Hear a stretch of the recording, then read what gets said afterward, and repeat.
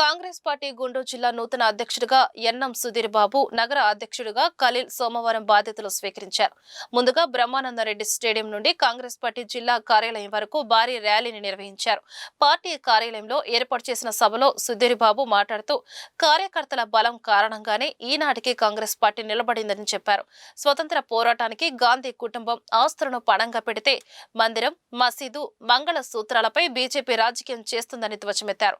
ఖలీల్ మాట్లాడుతూ, తనకు ఈ పదవి దక్కడానికి కృషి చేసిన మాజీ ఎమ్మెల్యే మస్తాన్ వలీకి ఎప్పటికీ రుణపడి ఉంటారని చెప్పారు. మాజీ ఎమ్మెల్యేలు లింగంశెట్టి ఈశ్వరరావు, మస్తాన్ వలీ, పార్టీ నాయకులు జాన్ బాబు, పాల్ తదితరులు ఈ కార్యక్రమంలో పాల్గొన్నారు.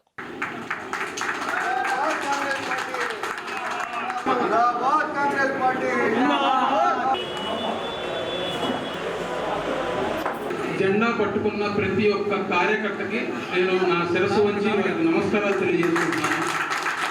ఎందుకంటే నేను మొదటిగా కార్యకర్త ఎందుకు చెప్పానంటే, ఈ రోజున ఆ కార్యకర్తలు ఉన్నారు కాబట్టే ఈ పార్టీ ఇంకా మనం సమాజంలో 140 సంవత్సరాల చరిత్ర కలిగినటువంటి కాంగ్రెస్ పార్టీలో ఈ రోజున మనం ఇంకా ఇంత ధైర్యంగా తిరుగుతున్నామంటే ఒక కార్యకర్త బలం వల్లే ఈ రోజున కాంగ్రెస్ పార్టీ ఈ రోజు కూడా దేశం మొత్తం మీద ఇలా ఉందని చెప్పి నేను దాన్ని సగర్వంగా ఒక కాంగ్రెస్ పార్టీ కార్యకర్తగా నేను తెలియజేసుకుంటున్నాను. కాంగ్రెస్ పార్టీ ఏం చేసింది ఈ దేశానికి అనేది నేను చెప్పాల్సిన అవసరం లేదు, చరిత్ర చెప్తుంది.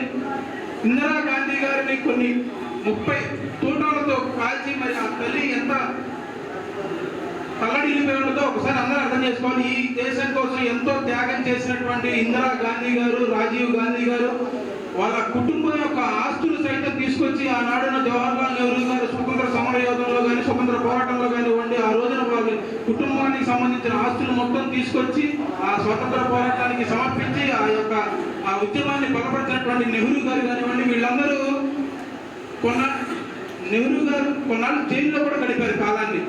ఇలాంటి వారు చేసినటువంటి దేశానికి సేవ చేసినటువంటి విషయాన్ని ప్రజలకు చెప్పకుండా ఇప్పుడున్నటువంటి ప్రస్తుత ప్రభుత్వం మంగళసూత్రం, మందిరు, మసీదు, మతము ఇలాంటి అంశాల మీద దేశ రాజకీయాల్లో మతం మీద, కులం మీద వివక్షను రాజేస్తూ అందరినీ విభజించి పాలించాలనే దాంతో చేస్తున్న కుట్రలను కాంగ్రెస్ పార్టీ తీవ్రంగా తిప్పి కొడుతుందని చెప్పి చెబుతున్నాను.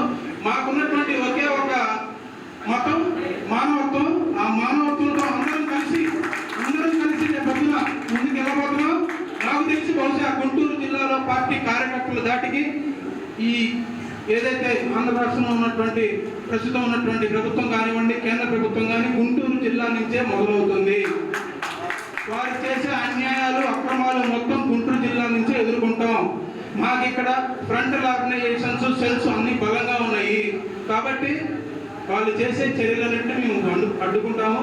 నాకు ఈ రోజున ఒక సామాన్య కార్యకర్తగా ఉన్నటువంటి నాకు పార్టీ నన్ను గమనించి చేస్తున్నటువంటి పనికి సంబంధించి ఇక్కడున్న నాయకులు నన్ను గుర్తించి వారు నన్ను సిఫార్సు చేసి ఇట్లాంటి ఎవరో ఒక కార్యకర్త ఉంటే నాయకుడిగా ఉంటే కార్యకర్త పడేటువంటి కష్టాలు ఒక నాయకుడు తెలుసుకుంటాడని చెప్పి నాకు ఆ పైన ఆల్ ఇండియా కాంగ్రెస్ కమిటీకి సంబంధించినటువంటి అధ్యక్షులైనటువంటి మల్లికార్జున ఖర్గే గారు, అలాగే సోనియా గాంధీ గారు, రాహుల్ గాంధీ గారు, ప్రియాంక గాంధీ గారు, కేసీ వేణుగోపాల్ గారు వీరందరూ నా మీద పెట్టుకొని నేనేదో ఈ యొక్క గుంటూరు జిల్లాలో కాంగ్రెస్ పార్టీని బలంగా ప్రజల్లోకి తీసుకెళ్తానని చెప్పి పెట్టుకున్న నమ్మకాన్ని నేను దాన్ని డెఫినెట్ గా చేస్తానని తెలియజేసుకుంటా. నా మార్గదర్శనంగా చేస్తూ క్రమశిక్షణగా పని నేర్పించిన నా గురువు గారు, మాజీ శాసనసభ్యులు, PCC working president Mastan Vali గారి